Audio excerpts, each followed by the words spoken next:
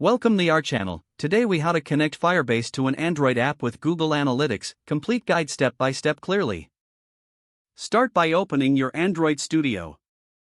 Create a new project or open an existing one. Go to the Firebase console at console.firebase.google.com. Click on Add Project to create a new Firebase project. Enter your project name and click Continue. Optional, you can enable Google Analytics for your project here. Select your Google Analytics preferences and click Create Project. Once your project is created, click Continue to access the project dashboard. In the Firebase console, click on the Android icon to add an Android app. Enter your app's package name and the app nickname. Fill in the SHA-1 key if you have it, then click Register App. Download the Google Services.json file to your computer. Navigate back to your Android Studio project.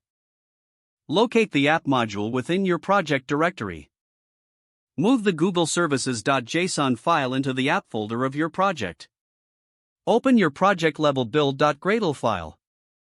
In the build script section, add the Google Services class path under Dependencies. Now, open your app-level build.gradle file. At the bottom of the file, apply the Google Services plugin. Under the Dependencies section, add the Firebase and Google Analytics libraries you need. Sync your project with Gradle files to apply the changes. Open your mainActivity.java or the main activity file you are using.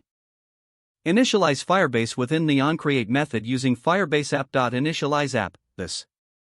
To set up Google Analytics, obtain an instance of Firebase Analytics using Firebase Analytics.getInstance.